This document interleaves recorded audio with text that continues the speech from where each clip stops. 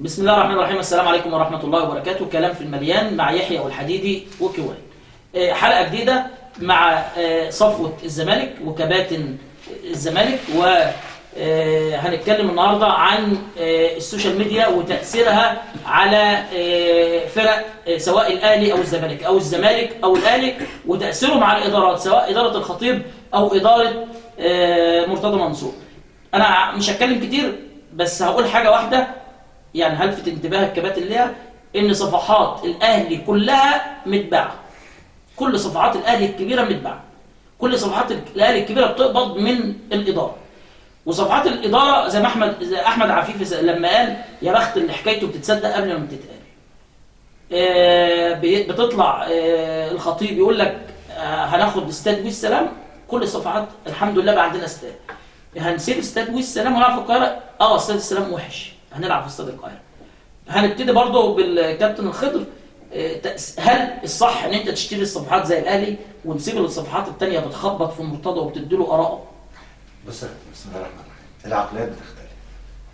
انا النهارده لما شجعت الزمالك، انا ما بشجعش الزمالك عشان حد يقول لي ان ده صح وده غلط. اللي انا بشوفه انا اقول صح وغلط. انا لما بتابع النهارده كل صفحات السوشيال ميديا بتاع الزمالك بلاقي اراء وفي دفع، في راي ورأي مخالف وفي ضغط يعني مثلا جماعه مثلا بتوع الالعاب الصالات عاملين مجهود غير طبيعي، ضغط بشكل غير طبيعي علشان خاطر للاصلاح. انا ممكن اختلف في بعض الاحيان بس انا بقول هو الضغط ده لمصلحه. انا مش عايز حد يفضل يقول لي انت كويس انت كويس انت، يبقى انت لازمتك ايه؟ يبقى انت لغيت عقلك ليه؟ احنا في الزمالك طول عمرنا مش لاغيين عقلنا، ولا اصلا انا بسلم عقلي لحد. انا زملكاوي بحب النادي، من المبدأ ده انا بقول رايي.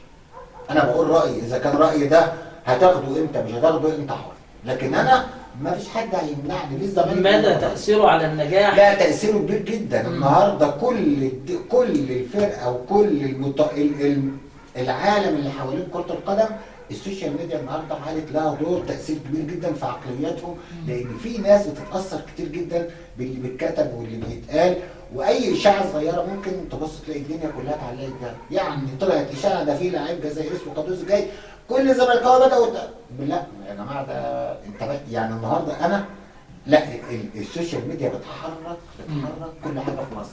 انا مش عايز حد بيقول لي انت اعمل كذا او كذا او كذا او كذا وانا اكتب والناس كلها تمشي ورايا.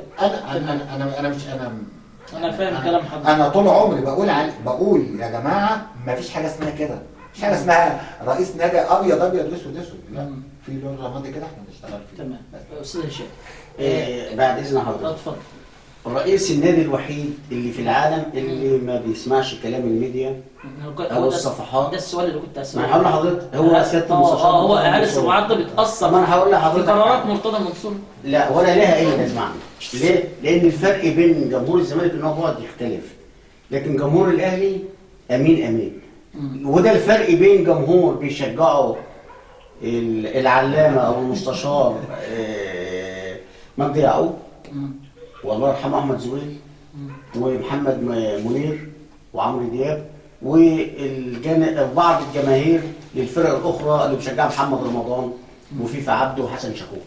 فجمهور الزمالك غير كل الجماهير في العالم.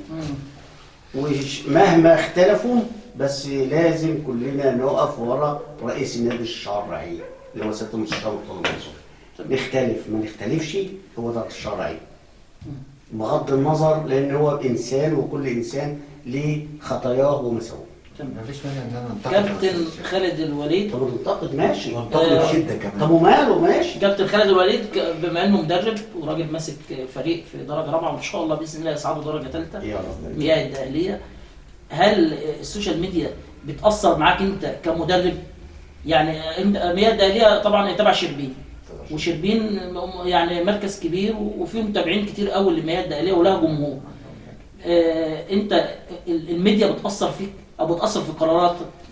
والله في الدرجه الرابعه والدرجات الادنى ديت يعني الضغط بيبقى قليل، خصوصا ان احنا نادي شركه مفيش ضغط جماهيري كبير. احنا اللي ماسكين النادي مجلس اداره محترم طبعا، وبنحب يوفر لنا كل الادوات ان احنا نشتغل ونجتهد من لعيبه ومن ملاعب وادوات وبنجتهد فيها.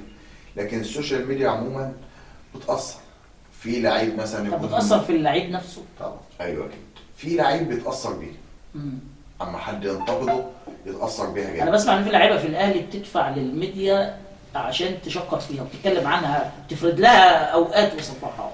في لعيبه ما بيكونش بيأدي بصوره كويسه جدا وتلاقيه دايما طالع هو لاعب الشهر ونجم المباراه ونسر اليوم وطبق اليوم وكل اللي انت عاوزه. هو اصلا طول اللعب بيباص الكره لورا وعمل 3 مسباص وحاول عامل المراوغتين كلهم فشلوا. كابتن خالد تجربه قفشه ومحمد شريف لما طلعوهم في الاعلام للسما وجي كروش شريف عمل معاهم ايه؟ قال ان هم ما يصلحوش. طيب تمام كده. خد بالك بعدها ايه اللي حصل؟ بدأت الناس تبص لهم بشكل تاني ظهروا يعني اللي عملها الجمهور نفسه. الحالة اللي بتتعمل الإعلام دايما بيخدع. طبعا الإعلام كتير. الحالة اللي بتتعمل والصناعة واللي بتتعمل وإن أنا يعني بوصل بعض اللعيبة إن أنا دول دون تاتش مش هيتلمسوا، لا دول لعيبة الشناوي في حتة تانية. لا استنى انا اقول لك حاجة حلوة قوي. كان في دايما معلق انا بشوفه متعصب بس يقول لك ابو التفانين حدوته. فين ابو التفانين حدوته؟ ابو التفانين حدوته يعني هو ابو التفانين حدوته ده مش هنا، هو ابو التفانين حدوته هنا صح. المخيف هنا مش الحته اللي الكابتن على الكابتن خالد ما اعرفش انت كان من يعني بتهيألي تظهر مني يا كابتن خالد. كان في التسعينات كده كان في لاعب اسمه تبع القناه كده على ما اتذكر اسمه محمد متولي. كان اتعمل عليه يعني احمد متولي كان عامل عليه السويس. كان السويس جه الزمالك في جون جابه من اشرف اسم بالظبط خط محصل واللاعب ده وانضم للمنتخب مع انه كان لاعب يعني مستواه على قده خالص يعني. وكان عندنا قطه كمان. لا ده قطه ده قريب. لا ده قطه لا ده احنا شفنا لعيبه والله القطه دي كانت شرف فيديو زي سامسون ما كان فيديو. في العشريه السوداء احنا جالنا كميه لعيبه بفيديوهات وابو خنجر وقطه كان لاعب كويس جدا بس ما خدش فرصته مع جاي في مجموعه كانت ضايعه. والصبح الكوره لعبه جماعيه. لو انا هو على فكره الاثنين كانوا ممتازين والله يعني يامن كان لاعب كويس جدا. لا مش يامن الثاني بقى اللي كان احسن من يامن اسمه ايه اللي راح الترجي بعد ما جه التونسي. ده كان بس على فكره احسن من يامن. كان الدفاع كويس بس نص الملعب كان سامي العبدي. انا شايف ان الكوره لعبه جماعيه. انا شايف ان في فتره من الفترات 2010 و11 و12 و13 كان شيكابالا كان شايل فرقه الزمالك على كتافه لوحده. بس ملوش ظهر يعني. شيكابالا لو كان في وسط لعيبه الاهلي في الوقت ده او في وسط مجموعه متوسطه من اللعيبه كان يقدر يجيب بطولات للزمالك كتير. لكنه يعني انا فاكر لقاء لشادي محمد ومحمد بركات كانوا بيقولوا ان جوزيه في ماتش القمه ما كانش بيتكلم عن فرقه الزمالك، كان بيتكلم عن شيكابالا. ازاي نوقف شيكابالا طول الوقت، ازاي نوقف شيكابالا. كان حسام عاشور يعني خلاص انا خدتها منك يا كابتن خالد ان انت ممكن تنخدع بالاعلام لبعض الوقت لكن مش هتنخدع طول الوقت. طبعا هتتكشف. اخر حاجه وهقولها وبدون ذكر اسامي عشان اللعيبه يعني. كان في لاعب انا كنت بدرب في درجه ثالثه كان جاي لنا لعيب، لا اسف في درجه رابعه كان جاي لنا لعيب نازل من ثالثه. احنا رفعنا التليفون على النادي بتاعه لنا علاقات في النادي يعني. اللعيب ده عامل ايه؟ لا يا كابتن ده انا ما شفتوش من سنتين. هو مش عاوز يغلط في اللعيب بتاعه، عاوز يخلص منه. فبيقول واللعيب ده دايما كان يروح في اخر يومين في القيد عشان ما تقولوش ينزل الملعب. ويروح ياخد مقدم التعاقد وانت تنزل تبقى لبست الموسم واللعيب ابيض يعني اقل من الناشئ اللي عندك مش فاهم. وفي نفس الوقت برضه نفس اللعيب ده راح نادي وكلموني عليه السنه دي. قلت له والله انا بحق الله انا ما شفتوش من سنتين برضه يعني هو كان معايا من سنتين وبقالي سنتين. قلت له يا كابتن انا ما شفتوش من سنتين بس لما كان معايا كان قليل. انا قلتها صريحه بصراحه انا هو اما كان معايا كان قليل، يمكن دلوقتي عيل الله اعلم. الخدعه لا تستمر. اي بالظبط. كابتن محمود، في اعلامي كان اسمه، او هو لسه موجود لحد دلوقتي، شاب اسمه شريف جمعه، اللي هو كان عامل حاجه اسمها تخطيف مع شريف. تخاطيف مع شريف. ده طلع مش اتهم، ده هو قدم ادله ان كل صفحات الاهلي بتقبض، وحتى قال الراتب ان الادمن بياخد فيها 3000 جنيه. ولذلك كل ميديا الاهلي زي ما قلت قبل كده ان هي بتطبل لقرارات الاهلي سواء بالسلب او بالايجاب. مرتضى ما قدرش او ما عنده، انا عايزك تقول لي مرتضى مع الاعلام مع الميديا ما يعرفش يسيطر. هل هو دماغه عايزه كده، ولا هو عايز حد ينتقده، ولا هو عايز ايه؟ ست الجدع. خلصت. اتفضل. اولا بسم الله الرحمن الرحيم، تحياتي لحضراتكم جميعا. تاريخ الزملكاويه الاستاذ هشام ده العوضي، حضرتك موسوعه. كابتني ونجمي ونجم مثل الخل مؤمن وحامل اللواء وهدافها التاريخي كابتن خضر محمود، اخويا وصاحبي وحبيبي مقدم برنامج محمد الحديدي، صاروخ التدريب الكابتن خالد الولي. اولا انا مش عارف اشكركم ولا ادعي عليكم، انتوا بوظتوا لي حلقه كامله هي كيف تصنع الاساطير. كنت جايب الاستاذ هشام عليه، انتوا حرقتوها لي. لكن عشان نتكلم على حاجه مهمه قوي، لو مرتضى منصور ليه انجازات في الزمالك، فاول انجازات الزمالك هي صناعه الاعلام الزملكاوي او اخراج الاعلام. انا عايز اتكلم. بص يا استاذ محمود، انا هتكلم على الاعلام ده موضوع ده، انا بتكلم على الميديا يا حبيبي الاعلام شامل ميديا. لا انا عايز الميديا اللي هي صفحات، انا ممكن اذكر صفحات مثلا. انا هقول لك على حاجه، انا عندي صفحه استنى بس اسمعني. ده قلم ورقه اكتب لي اقول ايه عشان اقول. لا انا هسالك. هو شوبير عاوز كده. لا انا بسالك ما هو جمال غندور قال اذا كنتوا هتطبقوا القانون ما تجيبونيش. سمير عثمان قال لي عدلوا القانون. لو عاوزني اقول اللي على مزاجك اكتبوا لي هنا يا كابتن لو سمحت بعد اذنك. طرحت سؤالك سيبنا جاوب. لا انا انت بتتكلم في صناعه الاعلام، انا عايز اسالك عن صفحات الميديا. يعني مثلا ممكن اخص هي الميديا ما جزء من الاعلام. لا انا عايز صفحات الفيسبوك اللي هي بتحرك الشباب الصغير. والله جاي الاعلام اللي هو انا ما بعرفش اجاوب الجواب من اللي هي برامج الناس دي يعني عدى عليهم سنين من الزمن. لا فحنكوا زياده. احنا وقتنا قصير، وده راجل بيغامر في الملعب فعنده قدره. وقتنا دقيقتين. انت ضيعت مني دقيقتين وانا برد عليك. انا عندي صفحه، انا هذكر لك صفحتين. صفحه زي المختلط. انت خالد الغندور؟ لا بس خالد الغندور بيجاوب سؤال ولا بيساله. صفحه زي المختلط صفحه كبيره، صفحه لها شعبيه من الشباب الصغير بالذات الشباب المتحمس. وفي صفحه زي ايطاليان زملكاوي اللي ماسكه العصايه من النص. وفي صفحات تانية كتير مش مشهوره زي الصفحتين دول. اتفضل. طيب هرجع تاني واقول اسمى واعظم انجازات مرتضى منصور انه جرأ الصحفي والاعلام الزملكاوي انه يقول انا زملكاوي، انه ما يدراش ورا العصايه اللي من النص زي ما انت بتقول. نفسي ارد بس مش. مرتضى منصور صنع الاعلام الزملكاوي وخرجه للنور عن طريق قناه الحدث ثم قناه دريم واخيرا قناه الزمالك، وظل الزملكاويه على قناه الحدث. وشفنا عماد درباله وشفنا احمد الشريف وشفنا كتير قوي ما يدي لك ايحاء بان اصبح عندك ند منافس. دي حاجه. مرتضى منصور اظهر لينا احنا كزملكاويه ومحبين نجوم الميديا عن طريق لقائه معاهم في النادي، وخرجهم للناس يعرفوهم ودخلهم قناتهم كضيوف على ترابيزه المحاور علشان خاطر يتكلم. هل هي رشوه عشان تقف معايا في قراراتي ولا؟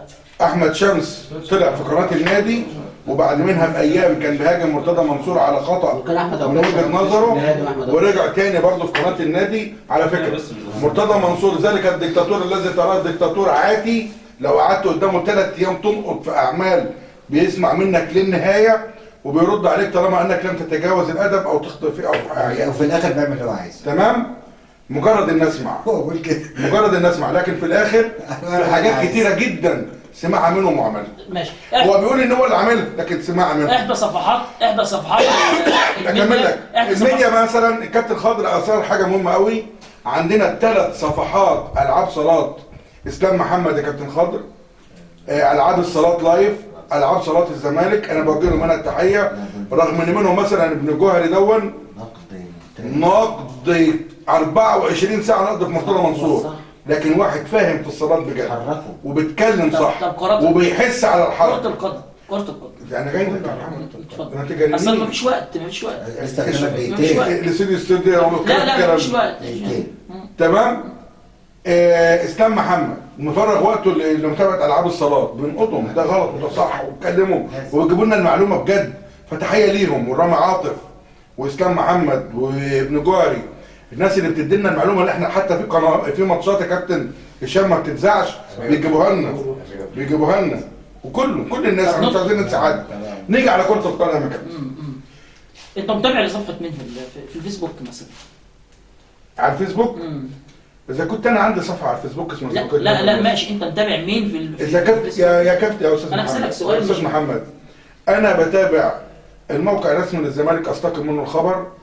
انا بستقي الخبر من مصادر جوه النادي بنزلها على صفحه اسمها الزمالكاويه مدينه النصر. انا مش جاي اروج هنا للصفحات لا انا ماسكه العصايه من النص او للعكس. لا المختلط سيست في بعض الاوقات وكانت بتهاجم النادي ورئيسه. المختلط وصلت لمجلس الشعب ان طلع بعض الاهلاويه اعضاء مجلس الشعب الاهلاويه ان هم كانوا عايزين يتم القبض على ادمن المختلط لانها كانت بتهاجم الاله العجوه بتاعهم. انا يا باشا انا ضد التجاوز من الطرفين. انا بقول لك انت قادر على صناعه الخبر، وانت دلوقتي بتصنع الخبر في القناه بتاعتك، قناه كلام كوره، في البرنامج بتاعك كلام في مليان مع يحيى والحديد واكوان. انت اداه من ادوات الزمالك، وادوات الزمالك قلنا 4: اداره اداريه، اداره فنيه، ادوات اللي هم اللاعبين، والدعم المطلق من جمهوره سواء عن طريق حركه ميديا. الافاضل دول سايبين اشغالهم، محمد يحيى، حضرتك، الكابتن خاضر، الكابتن هشام. اخر سؤال، الاختلاف مع الصفحات او الاتفاق مع الصفحات، الاختلاف من الصفحات اللي هو بتاعنا مرتضى منصور، الاتفاق مع الصفحات او تقبيض الصفحات محمود الخطيب، تتفق مع ده ولا مع ده؟ انت حكم ضميرك. واحد بياخد ودي مع الصفحات، بيشد معاهم وبيكذب وبيجيبهم وبيتكلم معاهم وبيفتح لهم ايده كل شهر، يقول لهم تعالوا من الجمعه الاولى من كل شهر قول لي اللي انت عاوزه هنا، قول لي اللي انت عاوزه هنا، ما تحاربش في النادي، دعم النادي وحكم نفسك. هل انت بتحب النادي اكتر ولا بتكره مرتضى اكبر؟ في ناس كانوا على خلاف مع مرتضى منصور، من ضمنهم الكاتب الكبير احمد طه اللي هاجم مرتضى منصور بضراوه، وبمجرد ما راح يخبط عليه خدوا بالحضن ورجعوا المجله. انا بسالك سؤال، الحوار ام الصدام؟ بس الحوار. لا والله اللي ينفع النادي ايه؟ الحوار مع من يستحق الحوار، والصدام مع من لا يستحق الحوار. سياسه الخطيب ولا سياسه مرتضى؟ سؤال واحد. مفيش، ده 10-0. مع الميديا مفيش مقارنه. ده سياسه النادي طول عمره. ماشي، سياسه الاداره مع الميديا. انا سالت خالد سؤال. انا بسالك اهو، انت جاوب عليا. سياسه الميديا الاهلي مع الميديا ولا سياسه مرتضى مع الميديا؟ الاكرم اللي عامله مرتضى مع الميديا بتاعته الاسفل الازبل الذي لا يقارن. لذلك انا شايف ان المقارنه بتاعتك ظالمه جدا. انا بسالك وانت تجاوب يا باشا. ما فيش مقارنه. ده مين يعني الخطيب هو؟ لا طبعا مرتضى. 10-0 مش مصلحه النادي على فكره. 10-0 ده مش مصلحه. ده انت لسه قلت ايه؟ ده انت جاوبت على السؤال لما قلت اله العجوه. ماشي، انا بسالك انا مش نحن لا نصنع الطواغيت، نحن ندعم الكيان. طواغيت ايه بس؟ نحن ندعم الكيان. الخطيب بص نعم.